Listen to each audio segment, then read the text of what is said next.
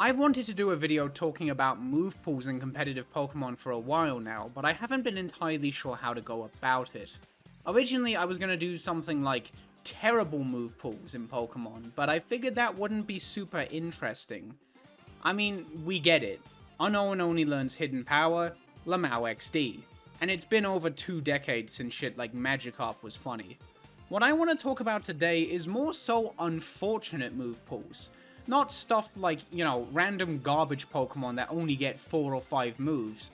No, situations where you've got a Pokemon that's potentially great, maybe it has a good typing, good ability, great stats, but it's unfortunately let down by just not having a move that would have made perfect sense for it to get. Good Pokemon that could have been so much more than good if they just got some shit that they should have got.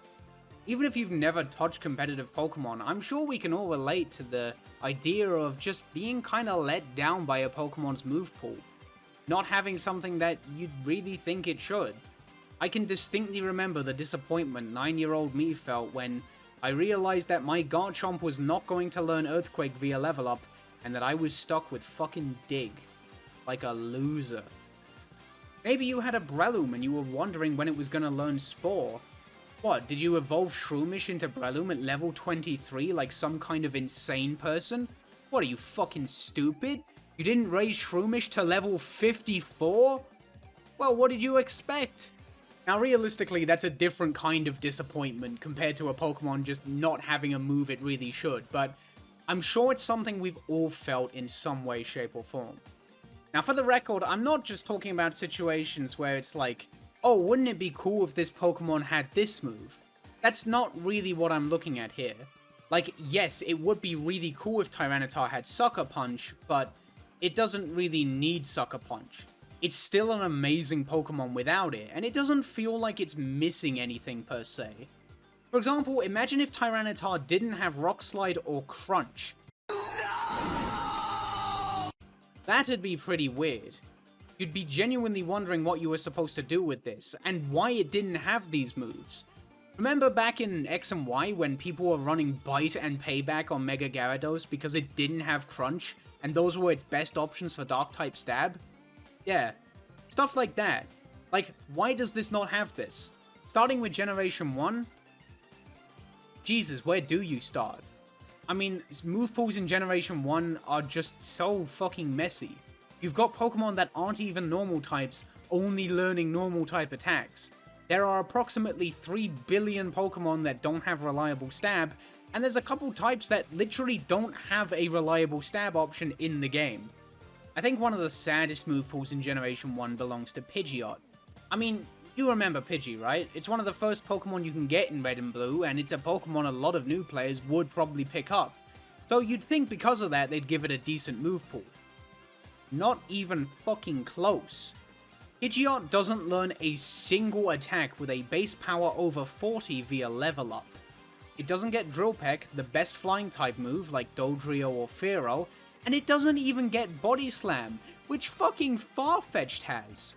The only non-normal type attacks Pidgeot has in Generation 1 are Fly, which is banned due to a game-breaking glitch, Wing Attack, which is only 35 base power in Generation 1, and Sky Attack, which is a 2-turn move, so it's a complete gimmick with no value. And you know what it gets for all of that? Mirror Move. A just complete gimmick of a move that you will never achieve anything with. Pidgeot is a genuinely miserable Pokemon.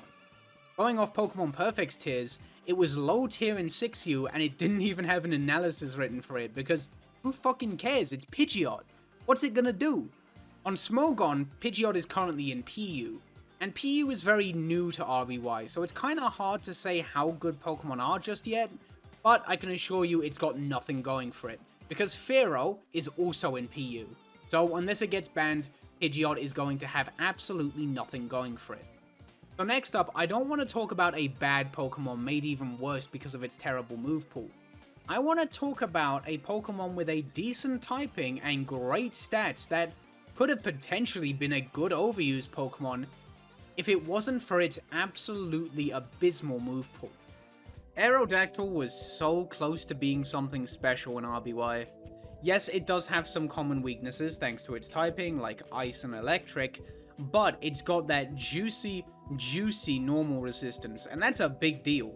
Despite being pretty physically frail, it takes just over 20% maximum from a Snorlax Body Slam, and Tauros can't even hit 20% without a crit.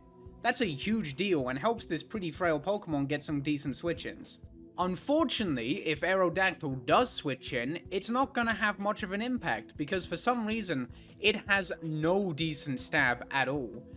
I can understand not getting Drill Peck, that kinda makes sense, but it doesn't even get Rock Slide. Like, why? It doesn't even have stuff like Earthquake or Body Slam. All Aerodactyl has are Double Edge and Hyper Beam. Now, Aerodactyl's stats are fantastic. 130 speed ties it with Jolteon for the fastest Pokemon in the tier, and gives it a crit rate of over 25%.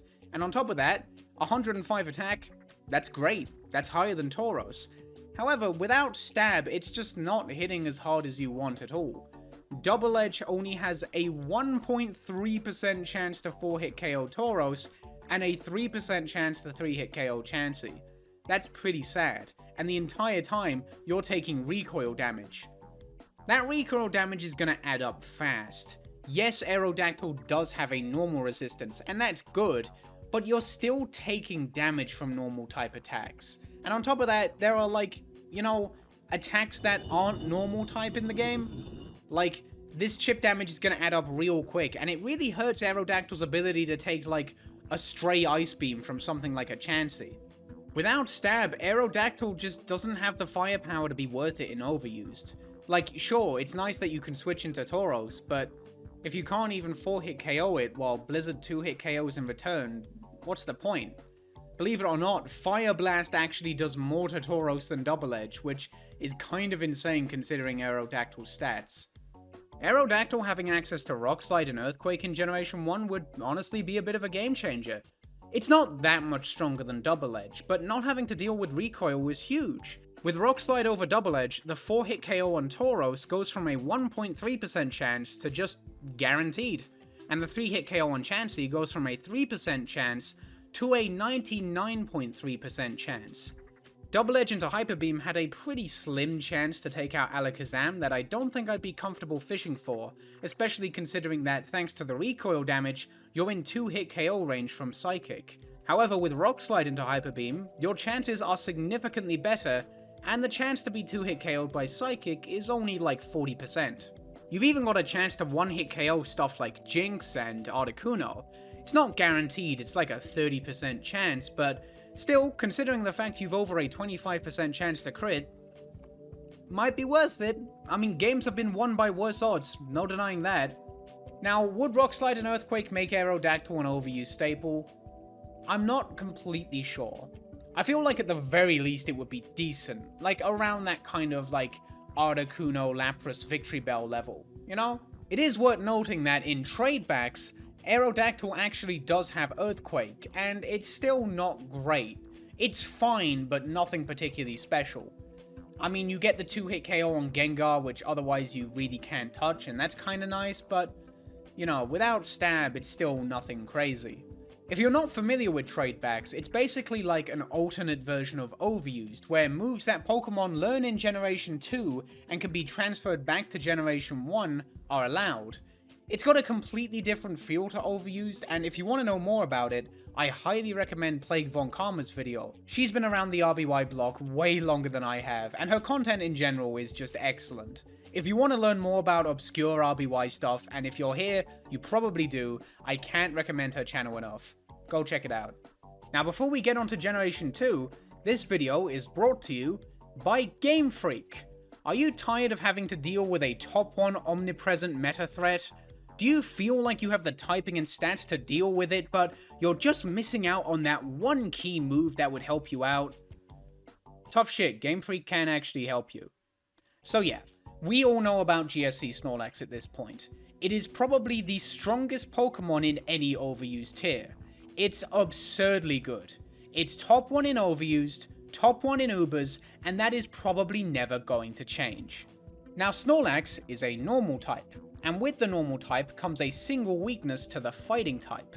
Now, when you've got a Pokemon like Snorlax that is on every single team, it's only natural to, like, want to take advantage of that weakness.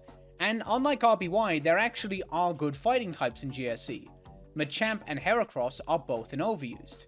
Machamp has an incredibly powerful Cross Chop, which even after leftovers is a 2-hit KO on Snorlax, and while there is the risk of Snorlax going for Curse and boosting its defense, if Cross Chop crits, you ignore that and get a clean 1-hit KO. And that's important because in Generation 2, high critical hit rate moves, like Cross Chop, have a 1 in 4 chance to crit, so fishing for it isn't that unrealistic. Now, while Machamp can deal with Snorlax, it is not a counter to Snorlax by any means. I mean, it's Snorlax, it has no counters. That's just how it is. You cannot switch into a non-sleeping Snorlax safely. Double Edge can do up to 50% to Machamp, and if it goes for a Curse, Double Edge is now a 2-hit KO, while your Cross Chop is only a 3-hit KO. Machamp only has decent physical bulk, even after a Curse, so while it does have a very valuable tool for dealing with Snorlax and Cross Chop, actually getting to use that is a little difficult. So if Machamp isn't a counter, what about Heracross? Heracross is another good fighting type, and on the surface it's got a lot going for it over Machamp. It's got slightly worse physical bulk, but it's got a ground resistance. It doesn't even take 15% from a Snorlax Earthquake, so that's a potentially good opportunity to switch in. On top of that, it's much faster than Machamp, and that's important because unlike Machamp, Heracross outspeeds Snorlax after a Curse. That's a big deal. Here's the problem though. Machamp actually has a thing to smack the shit out of Snorlax with in Cross Chop. Heracross does not learn Cross Chop. Heracross learns 3 fighting type attacks. The set damage Seismic Toss, the 20 base power Rock Smash, and the horribly inconsistent Reversal. That's it. It doesn't even get Dynamic Punch, which, like, God, no one likes relying on fucking Dynamic Punch, but it's a move that you can hit things with at least. You do have a strong physical attack in Mega Horn, and that's great for Heracross, but it's just not really enough. It's only a 3-hit KO versus Snorlax, and that's if Snorlax doesn't start boosting up with Curse. And it's not like you really have anything else. You have, like, Earthquake, and I guess Seismic Toss is okay. Heracross has a pretty barren move pool in Generation 2, and it really is quite unfortunate.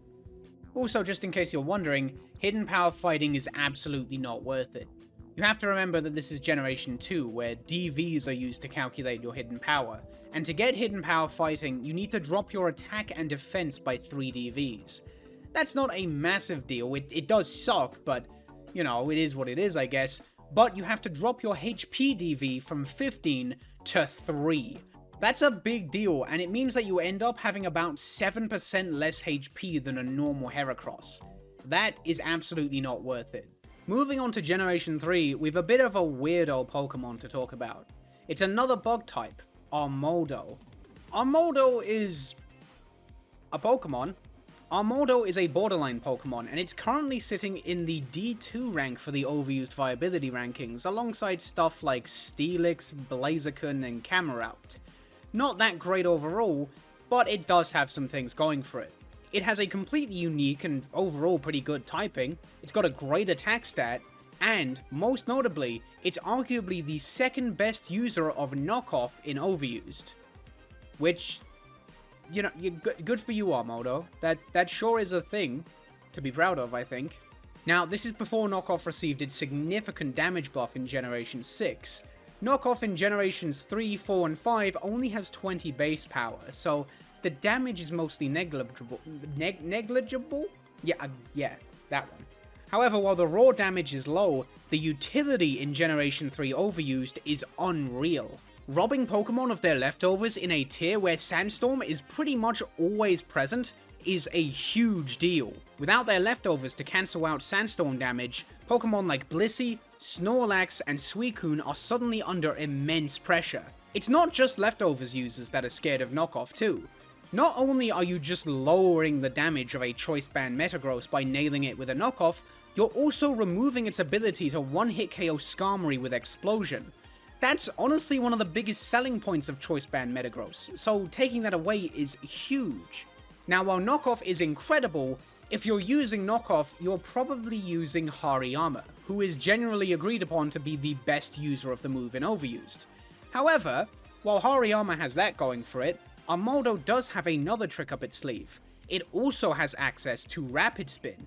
On paper, this sounds incredible. You can force the opponent to deal with more of your passive damage by removing their leftovers and forcing them to take more Sandstorm damage, and on top of that, you can deny them their passive damage by clearing their spikes. On top of just having Rapid Spin, Armaldo can also cleanly one-hit KO opposing Rapid Spin user Starmie with Hidden Power Bug, which is incredible if you can pull it off. However, here's where the unfortunate part comes in. While Armaldo is bringing two incredible moves to the table is very, very small, and it can't fit both of them on the table. You see, while it does learn Knockoff, and it does learn Rapid Spin, the two moves are incompatible. It is illegal to have both of these moves on the same Armaldo, and that really, really sucks. Funnily enough, this problem isn't actually unique to Armaldo. Kabutops has the exact same issue, and thanks to that issue, there isn't a single Pokemon in Generation 3 that has the combination of Knockoff and Rapid Spin, and that's a real shame. It causes Armaldo to go from a king/queen/themperor of utility to that thing you begrudgingly pick when Hariyama just doesn't quite fit what your team has going on. Moving on to Generation 4, I want to mix things up a little bit. Up to this point, I've been talking about Pokemon of, varying degrees of quality, but hypothetically, if they got the moves I've been talking about, they'd all be pretty great. Probably, maybe. However, this next Pokemon would probably be complete shit no matter what you gave it, but it still managed to get completely fucked over in the Movepool department anyways. We're going to talk about one of Pokemon's most notorious legendaries, Regigigas. Regigigas is extremely notorious for having stats like this and still managing to be complete dick in the lowest available tier 4 generations in a row. See, yes, it has good stats, no way around that. However, it's also got the single worst ability in the entire game. Slow Start is an insanely awful ability. For 5 long-ass turns, your attack and speed are cut in half. This leaves Regigigas with less attack than fucking Gengar, and slower than the likes of Aggron. You gotta burn all 5 at once as well. You can't come in, burn 3 of them, switch, burn the last 2, and then you're good to go. No, you gotta burn all 5 at once, and then if they use Raw and force you to switch out after that, you gotta do all 5 all over again. It's insane. Now, where the unfortunate move pool comes in is how Game Freak felt like making those 5 long-ass turns as agonizing as fucking possible. Protect and Rest are TMs that nearly every single Pokemon get. Protect is a super simple move, and it's very nice for stalling turns and getting a teeny little bit of leftovers recovery. It's great. And Rest, typically not a great move, but it helps keep Pokemon healthy if they don't have any other options. Here's the thing. For some reason, Regigigas doesn't have either of them in Generation 4. For some reason, Game Freak were just so dead set on making this thing complete garbage that they decided to not give it access to these 2 near universal moves just so it would have as few options as possible for stalling those 5 agonizing turns. If Regigigas wants to stall out those turns, it's gotta rely on stuff like Substitute and Thunder Wave. That's 2 move slots that you're dedicating, and they're not even particularly consistent. You're relying on the opponent getting paralyzed and, you getting your sub off without a hitch. It's genuinely insane that they felt the need to make Regigigas this bad. Slow Start could last 1 turn, and at the very best, it would probably be okay and underused, maybe. Now, in fairness, in Generation 8, Regigigas did get access to Protect and Rest, but by then it was way too late. Power creep was just through the roof, and all the way down in PU, Regigigas can't achieve shit. So yeah, good for them. We're gonna get back to good Pokemon with Generation 5, and we're gonna talk about Kyurem Black, which is really good. In Overused, which is the last fucking place you'd think something with these stats would end up. If you didn't know any better, you might be very surprised to see that Kyurem Black is in Overused, especially with these stats. And believe it or not, it doesn't rule over Overused with an iron fist. No, it's actually just fine. It's currently ranked 29th in the B+ rank, which is, you know, good, but not really where you'd expect something like this to end up. See, there's a few things holding Kyurem Black back. For a start, it's an Ice type, and that will never not suck ass. Its speed tier also isn't that great, but most importantly, it has an absolutely terrible move pool, for what it's supposed to be doing at least. You see, all three variations of Kyurem essentially share the same move pool, with White and Black having 2 exclusive moves each. The thing is, that base move pool from Kyurem does not suit a big bulky physical attacker like Kyurem Black at all. There's a lot of good special attacks, which is great for Kyurem White, but for Kyurem Black, the physical options are very, very limited. You've got Outrage, which is absurdly powerful, no way around it, and this is Gen 5, so it's only got 1 resist. You've got Dragon Claw, which is, you know, it's another dragon move, but it is handy. You know, sometimes you don't want to deal with the confusion from Outrage. You got Fusion Bolt. You know, it's not amazing for coverage. It hits steel types neutrally, I guess. It doesn't get stab either, but, like, it's fine. You get Rock Slide and Shadow Claw. You'd never really, like, run them, but you have them. That's kind of, like, it. So what you've basically got here is a fucking absurd physical attacker with 3 physical attacks to use. One of which is, like, not that useful in terms of coverage, and 2 of which are the same type. Funnily enough, I remember getting a really angry comment once from someone who I think, like, didn't believe that Kyurem Black was in Overused, and I was just, like, lying. And they mentioned Kyurem Black having Earthquake. And I think they just assumed it had Earthquake, because, I mean, look at this fucking thing. This thing could quake the Earth, no bother. But no, it does not. No Earthquake. You'd be very surprised, but on the Choice Band set, it occasionally runs Earth Power, which is a special attack not boosted by Choice Band, but, like, what else do you have? It's that or nothing. The move pool was the main thing holding Kyurem Black back, and you could really tell because it was slightly alleviated in Generation 7, where, thanks to Z Crystals, it could turn the previously useless Free Shock into an incredibly powerful Sub-Zero Slammer. Thanks to Z moves, Generation 7 was probably Kyurem Black's best overused, and once Generation 8 came along, Kyurem Black actually did get reliable Ice-type physical stab, and wouldn't you know it, it dipped to Ubers and never looked back. It was way too good for overused once it got that, especially since it also got Dragon Dance. Now, I've already briefly touched on Mega Gyarados, but Generation 6 had another Mega that unfortunately got a little bit let down in the move pool department, and this one personally really bugged me. I want to talk about Mega Aggron. Mega Aggron is so fucking cool to me. I love Aggron, I really do. I think it's a sick design, I love the idea of it. And in a lot of ways, Mega Aggron feels like a genuine attempt to fix Aggron. It still kind of plays the same, it's still a physical tank that does good damage, but they fixed the horrible defensive typing and turned it into a great one. And since it no longer has Stab Head Smash, they got rid of Rock Head as an ability and gave it a genuinely excellent defensive ability in Filter. That's great. However, where I think they let Mega Aggron down a bit is the move pool. A Pokemon this bulky, designed to take so many physical hits, does not have access to recovery outside of rest. Now, this is not a unique issue by any means. I mean, stuff like Steelix has this issue, alongside stuff like, I don't know, Guzzlord.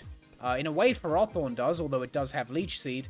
And Base Aggron has this issue too. It doesn't have any recovery outside of rest. A lot of Pokemon are like that. Some of them have it really bad. I mean, look at Bastiodon. Bastiodon is a fucking miserable Pokemon. They slapped really good defensive stats on it, gave it a terrible defensive typing, and then gave it no recovery outside of rest, despite the fact it doesn't even do any good damage. It just sits there and dies. It's so sad. There's a few reasons why Mega Aggron kind of bugs me in particular when it comes to this issue. For a start, it's a Mega, so it can't hold an item outside of its Mega Stone, which means no leftovers recovery. You can't even eke out like a little bit of recovery with Protect and leftovers, and that kind of sucks. On top of that, like I said, this felt like a really genuine attempt to fix Aggron, and this would have been like the last thing it needed. Aggron is a Pokemon that's had like a couple of attempts at doing stuff in Overused, but it's never quite been there. It's just not strong enough, really, you know? Mega Aggron was Aggron's best attempt at becoming, like, a genuinely good overused Pokemon. And if it got instant recovery and, like, recover or slack off, it could have done it. I really think it could have. But thanks to having to rely on rest, or nothing, it just fell a little bit short, and that really disappointed me when I was younger. Now, I hope you don't mind, but I'm going to skip Gen 7 and go straight to Generation 8. After Gen 6, my competitive Pokemon knowledge falls off a fucking cliff, and honestly, the last Pokemon vid was pretty long, so I want to keep this one a little bit tight, if you get what I mean. If you have any cool examples of stuff like this in Gen 7, then let me know in the comments below. I'd love to hear it. But anyways, on to Gen 8.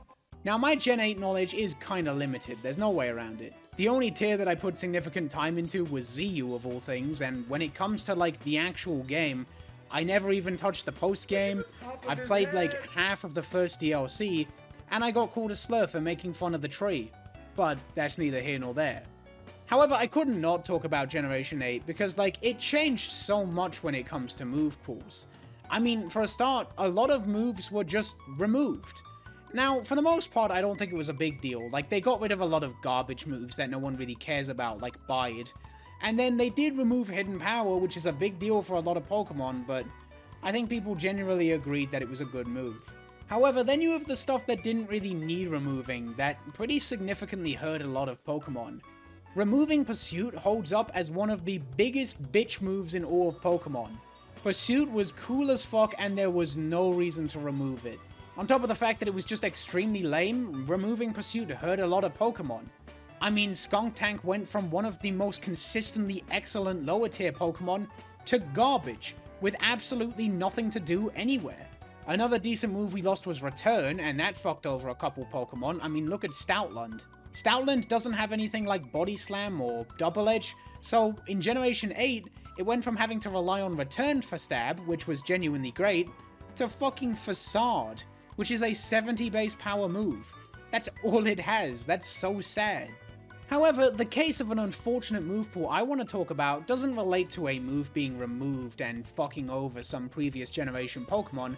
No, I want to talk about a Pokemon introduced in Generation 8 that just kind of got fucked over for no reason.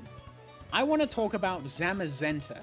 Now, to fully understand just how dirtily done Zamazenta was by Game Freak, we need to take a little look at Zacian, specifically Zacian Crowned.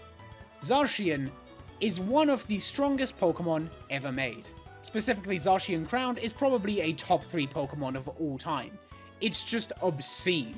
It has arguably the best type in the game. Its stats are absolutely absurd. It has a stupid ability that gives it a free +1 attack just for switching in, and most importantly, it has a move pool with everything it could possibly want. There's really nothing significant holding back Zacian Crowned or Zacian Normal. They kind of don't have any major weaknesses. There's nothing stopping them from doing what they want to do. They just kind of go off and fuck everything up. They're absurd, and for that reason they were both banned to Anything Goes, which is where shit like Mega Rayquaza and Gen 4 Arceus ended up. Zamazenta, on the other hand, is ass. It's not quite ass enough to drop to overused either, which is very, very sad. Zamazenta is basically just the defensive counterpart to Zacian. Specifically, Zamazenta has an ability that boosts its defense by 1 when it switches in, which, you know, it's not as impactful, but hey, it's got great defensive stats and a steel typing, so, you know, maybe that's good. However, it's got that Mega Aggron problem. For a start, it has to hold the Dauntless Shield to be Zacian Crowned, which means no leftovers, and wouldn't you know it, they didn't give it an instant recovery move. Nice. So while Zacian gets to be the offensive Pokemon of all time, Zamazenta gets to be a mediocre bulky attacker, and not much more than that. It's not really even a defensive Pokemon, because, like, yes, it takes hits okay, but you can't recover off the damage without rest, you can't hold leftovers, and it has, like, nothing to offer in terms of support. It can't spread paralysis, it can't spread sleep, it can't set up stealth rocks or spikes. All it really does is take hits okay and dish them out okay. It's just not really having any kind of an impact. It doesn't even end there though. You might be thinking that since it's pretty bulky, you can take advantage of that bulk to set up pretty easily. And you sort of can. See, while Zacian gets Sword Stance, which boosts its attack by 2 stages, Zamazenta has to rely on Howl, which just boosts it by 1 stage. Very sad. Also, I'd like to point out that Zacian got to have Sword Stance, but Zamazenta doesn't have King Shield. What the fuck? It's in Pokemon Shield. It's got a shield for a fucking face! Why? And to top it all off, Generation 8 introduced a move that was, like, made for Zamazenta. Body Press. Body Press is an 80 base power fighting type attack that, rather than using your attack in damage calculation, uses your defense. Now, that would be really good on a Pokemon like Zamazenta, which has high defense, is a fighting type so it gets stab, and has an ability that boosts its defense, but no, it doesn't get Body Press. How fucking sad is that? There are defensive Pokemon that make good use of Body Press, like Ferrothorn or Cofagrigus, but the Pokemon that would arguably get the most use out of it can go fuck itself. At the very least, I'll give it this. I think it looks cooler than Zacian. It has that going for it. So there you have it. Those are some unfortunate move pools in competitive Pokemon. Move pools that might not always be terrible, but are just missing 1 or 2 key things that they really should have and would help the Pokemon with those move pools a lot. If you have any examples of stuff like this that resonate with you, please let me know. Again, specifically if they're from Generation 7. So, yeah, catch you next time. Hope you enjoyed.